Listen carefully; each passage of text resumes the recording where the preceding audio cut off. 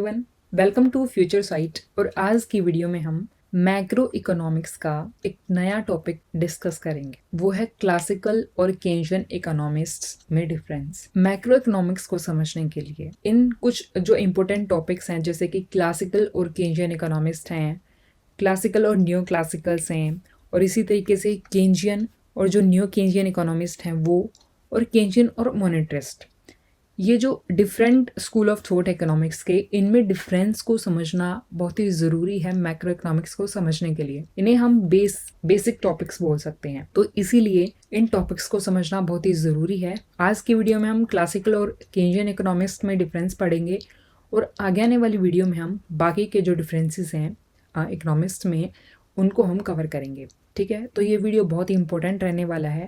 और अगर आप ये कंटेंट पूरा पढ़ना चाहते हैं तो आप हमारी वेबसाइट www.futuresite.link पर भी विजिट कर सकते हैं। और ये जो वीडियो है ये UPSC civil services state PCS के एग्जाम, जहाँ पे इकोनॉमिक्स ऑप्शनल है, वो वहाँ पे UGC NTA NET BA MA economist और फिर अदर एग्जाम्स जहाँ पे इकोनॉमिक्स से रिलेटेड चीज़ें पूछी जाती हैं, सभी के लिए वीडियो इंपॉर्टेंट रहने वाला है। तो चलिए शुरू करते हैं। तो हम करेंगे क्लासिकल और केन्जियन में डिफरेंस। देखिए, क्लासिकल इकोनॉमिस्ट ने अपनी थ्योरीज दी थी, और फिर केन्जियन मतलब जेएम केन्स ने फिर क्लासिकल की थ्योरीज को क्या किया था, क्रिटिसाइज किया था।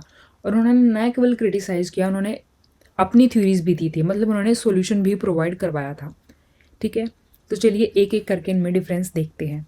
जो क्लासिकल हैं, कौन कौन से इकोनॉमिस्ट आते हैं क्लासिकल्स में। The classical term associated with Karl Marx, Karl Marx के टाइम से शुरू होती है।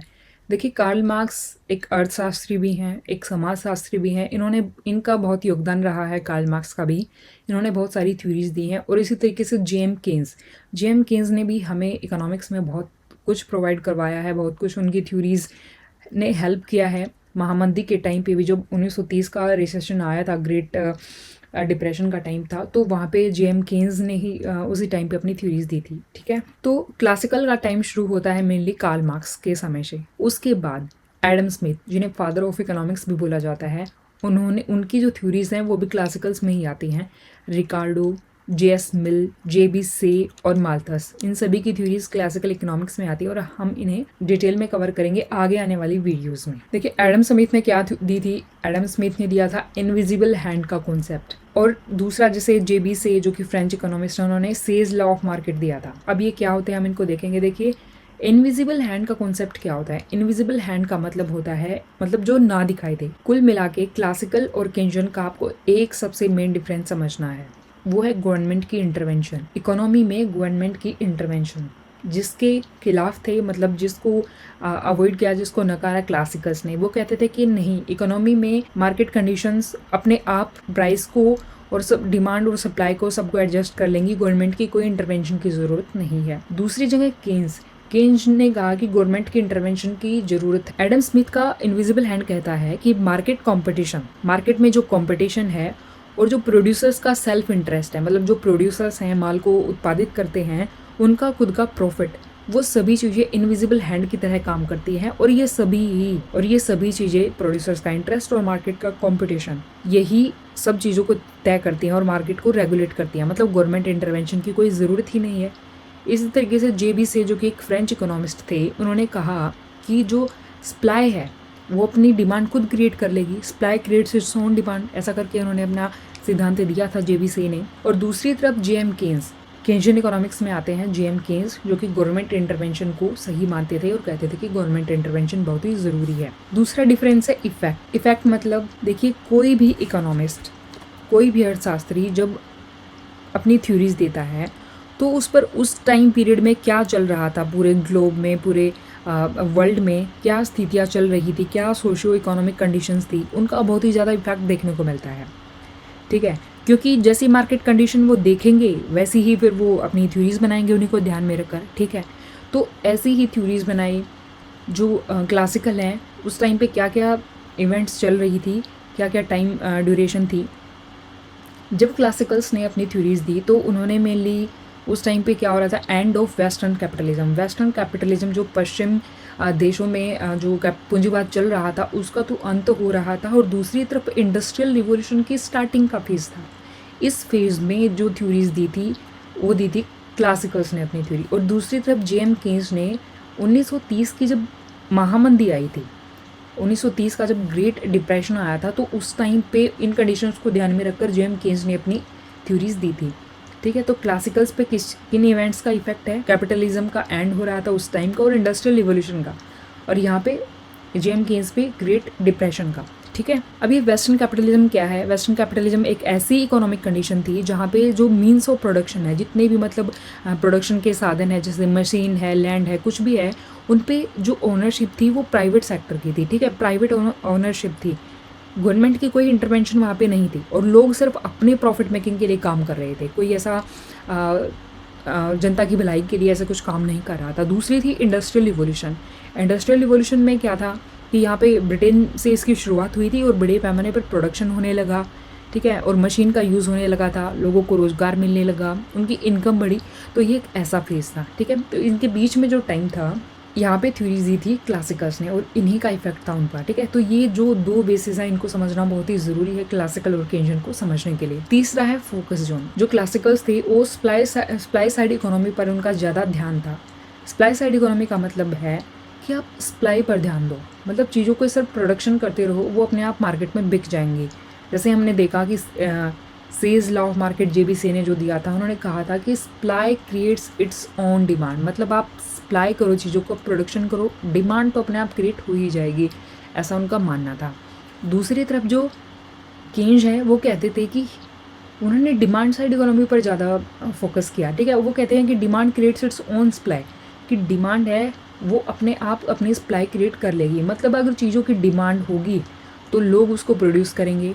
ठीक है, अगर डिमांड ही नहीं होगी तो उसकी फिर उसको प्रोडक्शन करने का भी फ़ायदा क्या है? इसके पीछे एक रीज़न था ग्रेट डिप्रेशन। ग्रेट डिप्रेशन के टाइम पर क्या हुआ था, यूनाइटेड स्टेट्स में इसकी शुरुआत हुई थी, और इस टाइम पे इतनी बेरोज़गारी और इतनी भूखमरी फैल गई थी कि लोगों के पास इतने पैसे नहीं थे कि वो चीज़ों की डिमांड कर सकें। अगर वो डिमांड नहीं करेंगे तो सप्लाई कहाँ से होगी? सप्लाई करने का फ़ायदा ही क्या? अगर सप्लाई करेंगे भी तो मार्केट में, स्टॉक में वो चीज़ें पड़ी रहेंगी। ग्रेट डिप्रेशन को ध्यान में रखकर उन्होंने अपनी थ्योरी दी थी, क्योंकि ग्रेट डिप्रेशन के टाइम पे था ही नहीं लोगों के पास इतना पैसा कि वो डिमांड कर सके। नेक्स्ट पॉइंट है गवर्नमेंट इंटरफेरेंस। हमने देखा कि क्लासिकल इकोनॉमिस्ट कहते हैं कि गवर्नमेंट की इंटरवेंशन की कोई ज़रूरत नहीं है। दूसरी साइड केन्स क्या कहते हैं कि गवर्नमेंट इंटरवेंशन बहुत ही ज़रूरी है। देखिए, इसको थोड़ा डिटेल में देखते हैं। Classical economist, they believed in laces fair policy, वो लेसेस फेयर पॉलिसी में विश्वास रखते हैं। मतलब इसका मतलब क्या कि नो गवर्नमेंट इंटरवेंशन, गवर्नमेंट की इंटरवेंशन की कोई ज़रूरत नहीं है। इन the long run full employment attains through a self adjusting process, मतलब लॉन्ग रन में, लंबे समय की अगर हम अवधि मान ले, तो फुल एम्प्लॉयमेंट अपने आप प्राप्त हो जाएगा। ये एक सेल्फ एडजस्टिंग प्रोसेस है, इसके लिए गवर्नमेंट की कोई इंटरवेंशन की ज़रूरत नहीं है। Automated working of the price mechanism, और जो प्राइस है, चीज़ों के जो प्रोडक्ट्स हैं उनके जो प्राइस हैं वो अपने आप ऑटोमेटेड वर्किंग करेंगे, अपने आप डिमांड के हिसाब से जो प्राइसेस हैं वो अपने आप डिसाइड हो जाएंगे। और उन्होंने एक क्लोज्ड इकोनॉमी को माना, मतलब इकोनॉमी जो है it is a closed economy, और फॉरेन ट्रेड कुछ नहीं है, मतलब no export no import. There is a perfect competition in labour and product market, labour और प्रोडक्ट मार्केट दोनों में इन्होंने परफेक्ट कंपटीशन को माना। अब इसका मतलब क्या है? इसका मतलब ये है कि लेबर मार्केट में लेबर क्या है, होमोजीनियस है, सारी लेबर एक जैसी है, सभी के पास एक स्किल है, एक जैसा प्रोडक्शन वो कर सकते हैं, ऐसा क्लासिकल्स ने माना। और दूसरा, प्रोडक्ट मार्केट में भी उन्होंने परफेक्ट कंपटीशन को माना। इसका मतलब क्या है? इसका मतलब ये है कि प्रोडक्ट होमोजीनियस है सभी जगह। ठीक है, कोई उनमें डिफरेंस नहीं है, और जो बायर है उसको मार्केट के बारे में पूरी इन्फॉर्मेशन है। There is a perfect information on the part of the all market participants, सभी मार्केट के जो पार्टिसिपेंट्स हैं, जो कंज्यूमर्स हैं, जो सप्लायर्स हैं, उन्हें मार्केट के बारे में पूरी परफेक्ट नॉलेज है। हालांकि एक्चुअल में जो ये जो परफेक्ट कंपटीशन है, ये अवस्था नहीं पाई जाती, मोनोपोलिस्टिक कंपटीशन पाया जाता है। फिर केन्जियन इकोनॉमिक्स, केन्जियन बोलते हैं no automated working of the price mechanism, मतलब प्राइस मैकेनिज्म अपने आप सब कुछ सेट नहीं हो जाता है, state intervention is necessary. State intervention मतलब गवर्नमेंट इंटरवेंशन बहुत ही नेसेसरी है। अब केन्ज ऐसा क्यों मानते हैं? Why state intervention? Main reason हमने बताया, ग्रेट डिप्रेशन जो 1930 का आया था, उन चीज़ों का इफेक्ट था केन्स की थ्योरीज पे। ठीक है, during the time of the great depression it was necessary to increase government spending, हमने क्या देखा कि भूखमरी छा गई थी, बेरोजगारी हो गई थी, लोगों के पास इतने पैसे नहीं थे कि वो खर्च कर सके चीज़ों पे, बड़ी संख्या में लोगों की मृत्यु भी हुई थी। तो वहाँ पे कीन्स ने क्या देखा, उन्होंने मार्केट में ऑब्जर्व किया कि बहुत ज़रूरी है कि सरकार खर्च करे, सरकार मार्केट में आए, गवर्नमेंट, और वो स्पेंड करे, मनी रुपए स्पेंड करे, ताकि भूखमरी को मिटाया जा सके। जैसे कि फॉर एग्जांपल ग्रेट डिप्रेशन के टाइम पे उन्होंने क्या देखा कि हाँ, सरकार को मार्केट से चीज़ें, सामान खरीदना चाहिए, खाने का सामान खरीदना चाहिए, और उन्हें लोगों में बांटना चाहिए ताकि भूखमरी को कहीं ना कहीं कम किया जा सके। ठीक है, तो उन्होंने क्या बोला कि इंक्रीज गवर्नमेंट स्पेंडिंग, कि आप गवर्नमेंट स्पेंडिंग को बढ़ाओ। As the economy was facing a crisis situation at that time, crisis की सिचुएशन थी इकोनॉमी में, तो इसीलिए उन्होंने गवर्नमेंट इंटरवेंशन पे बहुत ज़्यादा ध्यान दिया। फॉर वेलफेयर पर्पज, कह रहे हैं कि लोग मर रहे हैं, उनके वेलफेयर के लिए काम करो, तो उसके लिए भी स्टेट इंटरवेंशन ज़रूरी है। फॉर रिस्टोरिंग इक्विलिब्रियम, जो हमारी इकोनॉमी अस्त व्यस्त हो गई है उसको इक्विलिब्रियम में लाने के लिए, उसको दोबारा लाने के लिए भी स्टेट इंटरवेंशन बहुत ही ज़रूरी है। अगर हम आज के टाइम पे थोड़ा एग्जांपल्स देखें स्टेट इंटरवेंशन की, तो वो केन्स की ही इकोनॉमी पे, हम केन्स की जो थ्योरीज हैं उन पे हमारी जो आज की अर्थव्यवस्था वो काम कर रही है।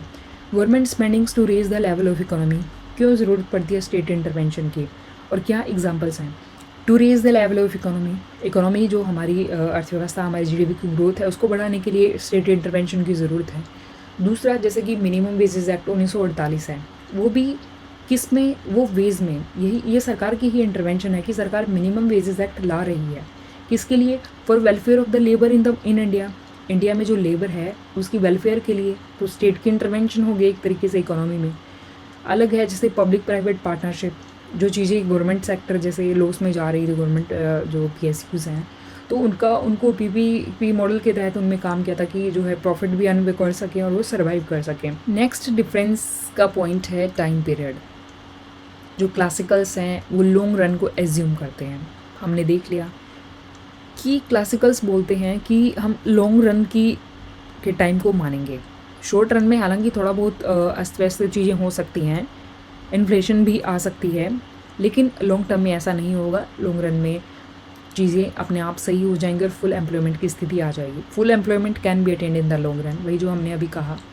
फिर है taste, habits, technology and supply of labour remain constant, मतलब ना तो लोगों के टेस्ट में चेंज होगा, ना हैबिट में, ना टेक्नोलॉजी में, और ना लेबर की सप्लाई में। कब? शॉर्ट रन में, ऐसा क्लासिकल्स ने माना है। केन्स क्या कहते हैं? According to Keynes, people think that, लोग सोचते हैं कि they will die in the long run, वे लॉन्ग रन में तो मर ही जाएंगे, तो लॉन्ग रन की क्यों सोचे आप, आज की प्रेजेंट की सोचिए, ऐसा केन्स ने अपनी थ्योरीज में कहा। नेक्स्ट है full employment. Full employment is the normal situation. Classicals बोलते हैं कि फुल एम्प्लॉयमेंट हमारी इकोनॉमी में एग्जिस्ट करता है और नॉर्मली एग्जिस्ट करता है, और अगर हम लंबे समय की अवधि को मान लें तो फुल एम्प्लॉयमेंट की वो गारंटी देते हैं क्लासिकल्स।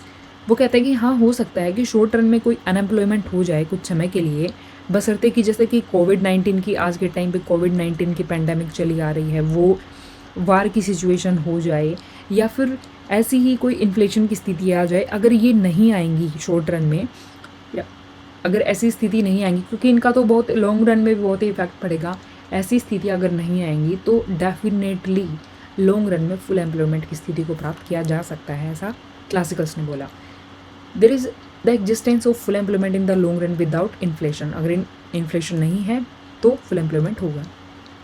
फुल एम्प्लॉयमेंट का मतलब क्या, हम बहुत देर से फुल एम्प्लॉयमेंट किए जा रहे हैं, तो उसका मतलब ये है कि जितनी भी लेबर फोर्स है किसी इकोनॉमी में, जितने भी लोग हैं, उनमें से पहला तो वो एबल होनी चाहिए काम करने के लिए, ठीक है, उनके पास योग्यता होनी चाहिए।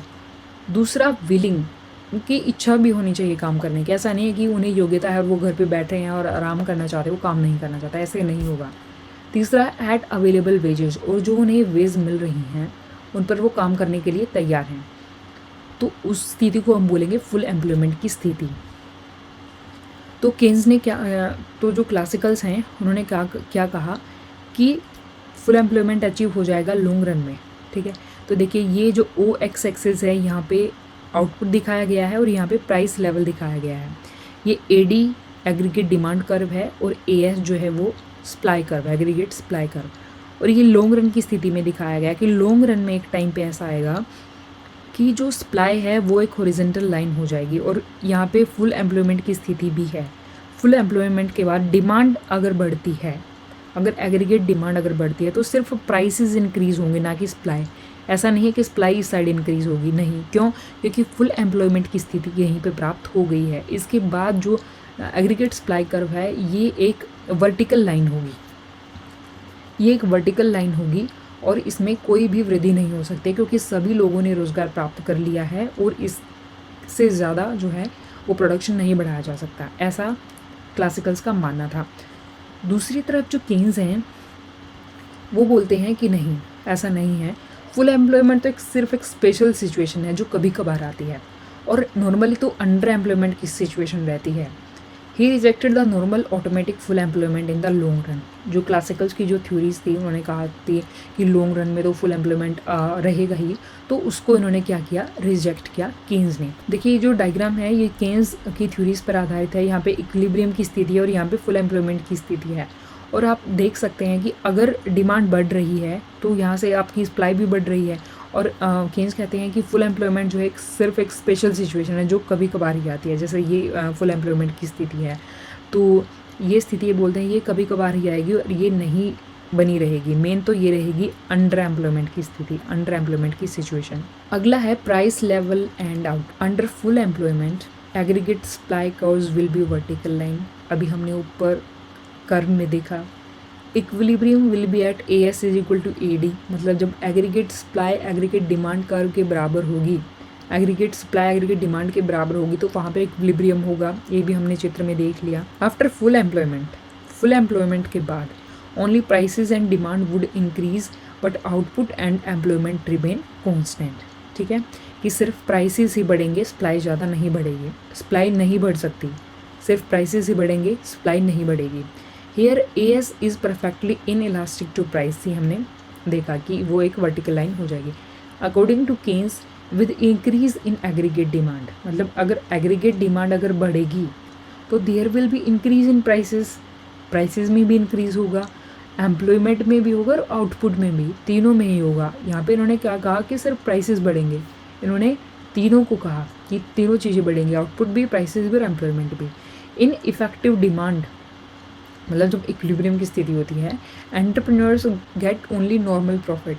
जब इफेक्टिव डिमांड की स्थिति होगी, मतलब जब इक्विलिब्रियम की स्थिति होगी, जो एंटरप्रेन्योर्स हैं उनको सिर्फ नॉर्मल प्रॉफिट ही मिलेगा। Equilibrium status only at full employment पे ही इक्विलिब्रियम होगा, ऐसा क्लासिकल्स ने बोला।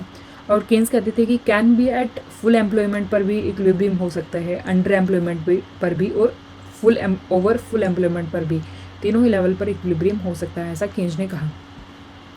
नेक्स्ट है determination of output and employment. Output का और एम्प्लॉयमेंट कहाँ पे डिटरमाइन होंगे? आउटपुट और एम्प्लॉयमेंट दोनों ही प्रोडक्शन फंक्शन पे डिपेंड करते हैं। इसका मतलब है कि डिमांड फॉर लेबर और सप्लाई ऑफ लेबर, लेबर की कितनी सप्लाई हो रही है, डिमांड कितनी हो रही है और लेबर की सप्लाई कितनी हो रही है, इन चीज़ों पर ये डिपेंड करेंगे।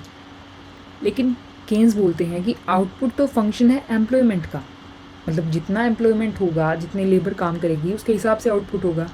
लेकिन एम्प्लॉयमेंट किस चीज़ का है? Employment is a function of effective demand. Effective demand मतलब जहाँ पे एग्रीगेट सप्लाई एग्रीगेट डिमांड के बराबर होगी तो वहाँ पे एम्प्लॉयमेंट निर्धारित होगा। फिर है labour market equilibrium. Labour market में क्या इक्विलिब्रियम है? पहले तो उन्होंने ये कहा था, जो हमने ऊपर भी देखा, कि लेबर मार्केट जो है वो परफेक्ट कॉम्पिटिशन है लेबर मार्केट में, मतलब लेबर जो है वो होमोजीनियस है। लेबर मार्केट में इक्विलिब्रियम वहाँ होगा जहाँ पे demand for labour and supply of labour दोनों किसका फंक्शन है? रियल वेजेस का, दोनों रियल वेजेस का फंक्शन हो। लेकिन केन्स बोलते हैं कि डिमांड फॉर लेबर मतलब जो श्रमिक हैं, जो लेबर हैं, उनकी जो डिमांड है मार्केट में वो डिपेंड करेगी रियल वेजेस पर, लेकिन उनकी सप्लाई रियल वेजेस पर डिपेंड नहीं करेगी, उनकी सप्लाई करेगी मनी वेजेस पर डिपेंड। अब ये मनी वेजेस और सप्लाई वेजेस क्या होते हैं? देखिए इनको देखते हैं पहले।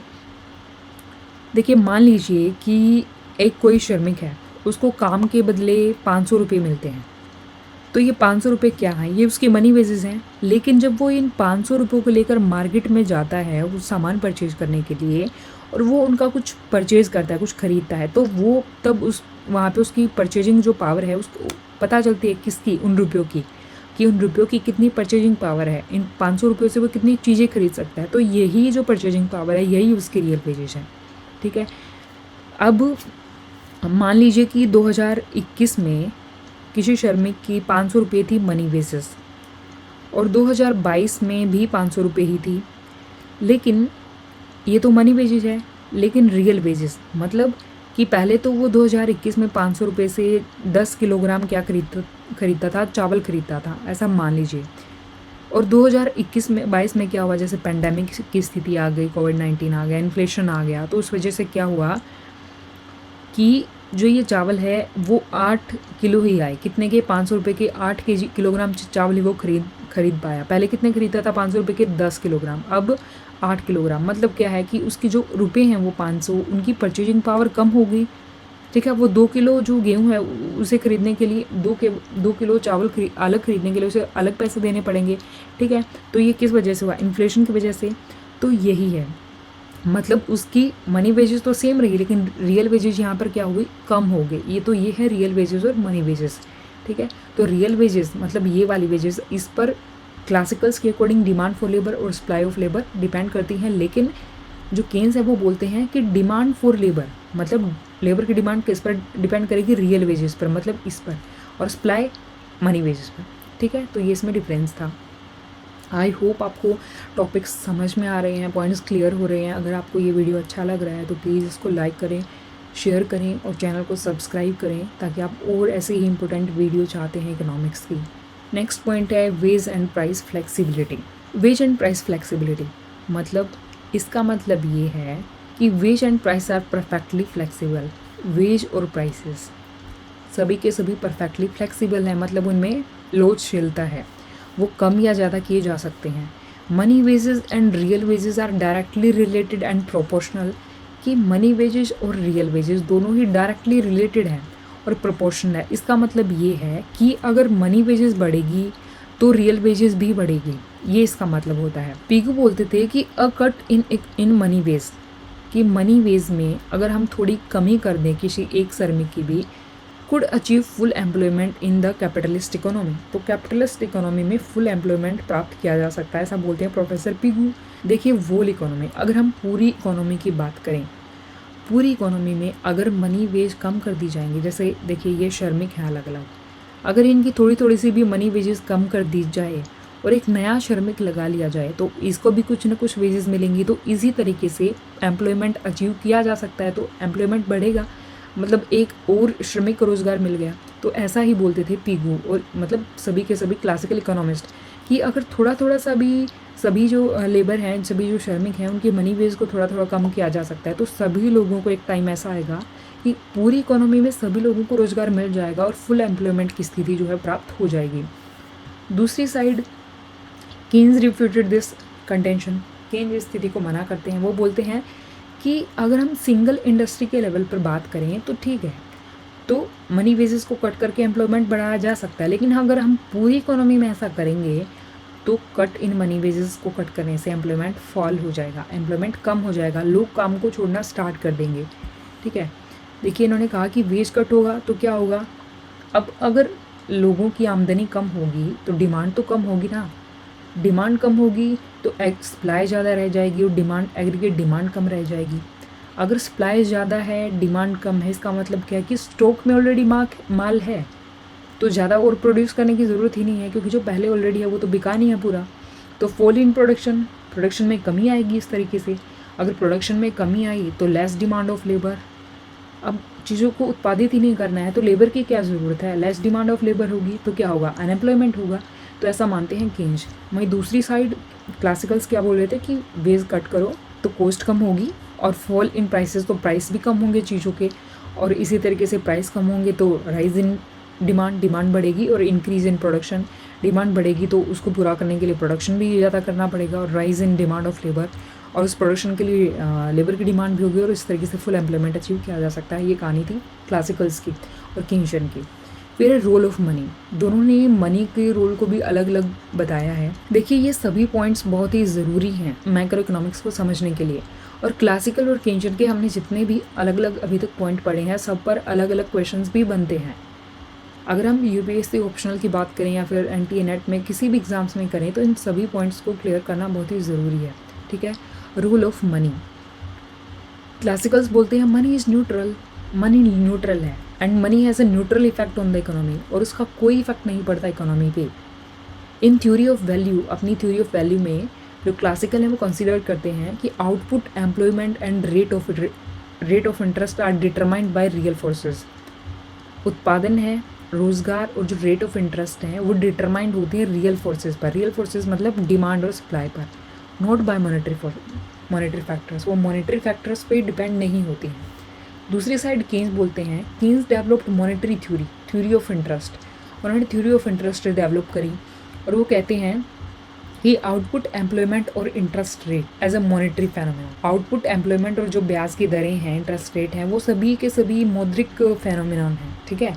वो रियल फोर्सेस उस पर इफेक्ट नहीं करती हैं। फिर है मनी मार्केट इक्विलिब्रियम। क्लासिकल्स बोलते हैं कि मनी मार्केट में इक्विलिब्रियम क्लासिकल्स के अकॉर्डिंग किस पे बेस है? Based on Fisher's quantity theory of money पे, फिशर की क्वांटिटी थ्योरी ऑफ मनी पे। इसका मतलब क्या है? इसका मतलब है कि अगर मनी सप्लाई बढ़ती है, मनी सप्लाई अगर इंक्रीज़ होती है तो प्राइसेस भी इंक्रीज़ हो जाएंगे, और अगर मनी सप्लाई इंक्रीज होने से प्राइसेस भी इंक्रीज होंगे तो इससे क्या होगी कि जो वैल्यू ऑफ मनी है ना वो कम हो जाएगी। ये कहती है फिशर की क्यूटीएम, मतलब quantity theory of money. Price level depends on the supply of money, मतलब प्राइस लेवल किस पर डिपेंड है? सप्लाई ऑफ मनी पर, इस पर। मतलब अगर मनी सप्लाई बढ़ी तो प्राइस भी बढ़ेगी। As the supply of money increases, prices also increases, but value of money decreases. ये वाली चीज़ केन्स बोलते हैं ड्यूरिंग अंडर एम्प्लॉयमेंट की स्थिति, मतलब एम्प्लॉयमेंट से इस साइड की स्थिति। इफ सप्लाई ऑफ मनी, मतलब ये मनी की सप्लाई इंक्रीजेस, बढ़ती है, तो देन आउटपुट ऑल्सो इंक्रीजेस। मतलब अंडर एम्प्लॉयमेंट की स्थिति में, मतलब फुल एम्प्लॉयमेंट से पहले वाली स्थिति में क्या होगा कि अगर मनी सप्लाई बढ़ती है तो आउटपुट भी बढ़ेगा, लेकिन प्राइस वुड रिमेन कांस्टेंट। लेकिन प्राइस क्या रहेगा? कांस्टेंट रहेगा, प्राइस पर कोई इफेक्ट नहीं पड़ेगा। फिर demand for money, the quantity of money is given. कहते हैं जो मनी की क्वांटिटी है, जो मात्रा है, वो गिवन है, ऐसा वो एज्यूम करके चल रहे हैं classicals. And money is only the medium of exchange, और सिर्फ मीडियम ऑफ एक्सचेंज है मनी, सिर्फ लेन देन का माध्यम है मनी, ऐसा क्लासिकल्स बोलते हैं। Why demand for money? वो कहते हैं कि सिर्फ दो ही चीज़ों के लिए डिमांड करते हैं लोग मनी की, एक तो ट्रांजैक्शन पर्पज़ के लिए और एक प्रिकॉशनरी पर्पज़ के लिए। और दोनों ही, ट्रांजैक्शन पर्पज़ और प्रिकॉशनरी पर्पज़, दोनों ही किसका फंक्शन है? इनकम का। मतलब इनकम पर जो दोनों ही डिपेंड होते हैं। It means both purposes depend on income. Precautionary purpose क्या होता है? प्रिकॉशनरी पर्पज़ जैसे अभी देख लीजिए कोविड-19 की पेंडेमिक की स्थिति आ गई, मतलब कोई भी ऐसी अनएक्सपेक्टेड चीज़, उसके लिए। ट्रांजैक्शन पर्पज़ मतलब उसके लेन देन के लिए, जो भी उसकी नेसेसरी चीज़ें उनको खरीदने के लिए। Why demand for money? Keynes बोलते हैं कि कोई भी व्यक्ति तीन चीज़ों के लिए डिमांड करता है मनी की, एक तो ट्रांजैक्शन पर्पज़ के लिए, दूसरा प्रिकॉशनरी पर्पज़ के लिए, और तीसरा स्पेकुलेटिव पर्पज़ के लिए, मतलब सट्टेबाजी के लिए। अब ए और बी, मतलब ट्रांजैक्शन पर्पज़ और प्रिकॉशनरी पर्पज़, तो दोनों इनकम का फंक्शन है, मतलब इनकम पर डिपेंड करते हैं, ऐसा केन्स मानते हैं। लेकिन जो स्पेकुलेटिव पर्पज़ है वो रेट ऑफ इंटरेस्ट पर डिपेंड करता है। At low rate of interest, अगर रेट ऑफ इंटरेस्ट कम होगी तो क्या होगा? Speculative demand for money is extremely large.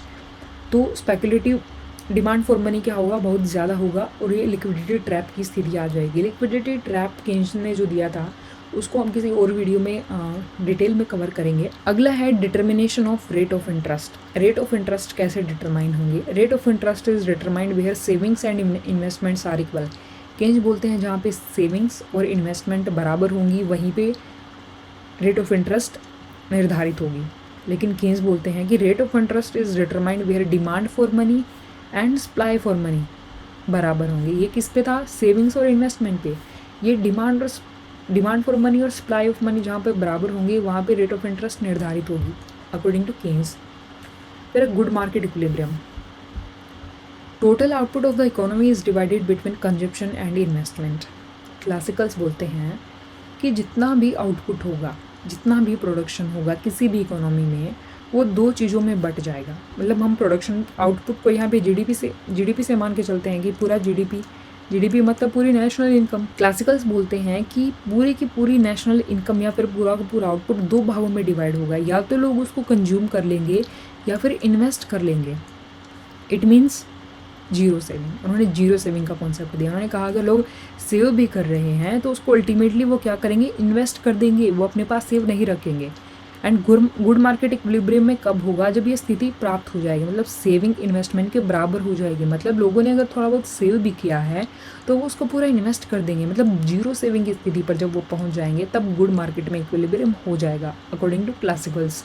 Savings are automatically invested, ठीक है, कि सेविंग्स अपने आप इन्वेस्ट हो जाएंगी। And equality between the two is brought about by the rate of interest, और दोनों में जो समानता है, दोनों में जो इक्वलिटी है वो रेट ऑफ इंटरेस्ट से प्राप्त हो जाएगी। अकॉर्डिंग टू क्लासिकल्स बोलते हैं कि both saving and investment are functions of rate of interest. ऐसा हमने पढ़ लिया सेविंग्स। अब ऐसा क्यों, देखिए सेविंग्स डिपेंड करती है रेट ऑफ इंटरेस्ट पे। अगर रेट ऑफ इंटरेस्ट कम हुई, आप खुद से लगा के देख लीजिए, आपके पास कुछ रुपए हैं, ठीक है, और अगर मार्केट में अगर बैंक आपको कम ब्याज दर दे रहा है, अगर आप उसको बैंक में जमा करना चाहते हैं और रेट ऑफ इंटरेस्ट कम है, मतलब ब्याज आपको कम मिलता है, तो आप क्या करेंगे, तो आप बैंक में जमा नहीं करेंगे तो क्या सोचेंगे कि इन्वेस्टमेंट इन एसेट्स, आप एसेट्स में इन्वेस्ट करेंगे, आप हाउस खरीद लेंगे, ज़मीन खरीद लेंगे, ये इन चीज़ों में आप इन्वेस्ट कर देंगे। और दूसरी तरफ अगर इन्वेस्ट में रेट ऑफ इंटरेस्ट बढ़ जाती है, अगर आपको ज़्यादा ब्याज मिलता है तो आप क्या चाहेंगे, आप या तो बैंक में जमा करना चाहेंगे या किसी को उधार देना चाहेंगे, ठीक है, ताकि आपके पास जो है और ज़्यादा पैसे हों। तो इन दोनों पे ही डिपेंड करती है savings. Total output of the economy is divided between consumption and investment expenditures, ये हमने पहले ही पढ़ लिया। दूसरी तरफ केन्ज क्या बोलते हैं, केन्ज बोलते हैं कि good market is in equilibrium when saving is equal to investment, saving investment के बराबर होगी। हालांकि ये दोनों ही पॉइंट सेम है यहाँ पे, लेकिन equality between the two is brought about bye changes in income. दोनों में समानता कहाँ से प्राप्त हो सकती है, इनकम में चेंज करके, चेंजेस इन इनकम, मतलब अगर आय में, लोगों की आय में कमी या वृद्धि होगी तो उन्हीं पे डिपेंड करेगी ये। और यहाँ पे किस पे डिपेंड थी, रेट ऑफ इंटरेस्ट पे, इन चीज़ों पे, सिर्फ ब्याज दर पे। According to Keynes saving is a function of income, जो सेविंग है वो इनकम का फंक्शन है, and investment is a function of rate of interest as well as MEC। मतलब इंक्रीज इन इनकम, अगर इनकम बढ़ी तो सेविंग भी बढ़ी, अगर डिक्रीज इन इनकम कम हुई तो सेविंग भी क्या हो जाएगी, कम हो जाएगी। तो ये था क्लासिकल्स और केन्जियन में डिफरेंस हमने पढ़ा उनकी थ्योरीज में, जो कि बहुत ही, हम इस टॉपिक को जितने स्टार दे सके उतने कम है। इसी तरीके से हम आगे की वीडियोस में classical versus new classical, Keynesian, monetarist, इनमें आपस में सभी के डिफरेंस को कवर करेंगे। आप खुद देखिएगा, इन टॉपिक्स को कवर करने के बाद आपके मैक्रो इकोनॉमिक्स को समझना, मैक्रो और इवन माइक्रो इकोनॉमिक्स को भी बहुत ही इजी हो जाएगा। आपका 50% काम यहीं पे हो जाएगा अगर आपको ये डिफरेंस आपस में समझ में आ गए, क्योंकि पूरा मैक्रो इकोनॉमिक्स इन्हीं थ्योरीज पे, इन्हीं की अजम्पशंस पे बेस्ड है। अगर आप इस आर्टिकल को पूरा पढ़ना चाहते हैं तो आप हमारी वेबसाइट www.futuresite.link पर विजिट कर सकते हैं। अगर आपको ये वीडियो अच्छा लगे तो प्लीज़ इसको लाइक करना, शेयर करना अपने दोस्तों के साथ, और अगर आप इसी तरीके की और वीडियो चाहते हैं तो आप प्लीज़ हमारे चैनल को सब्सक्राइब करना। So thanks a lot for listening.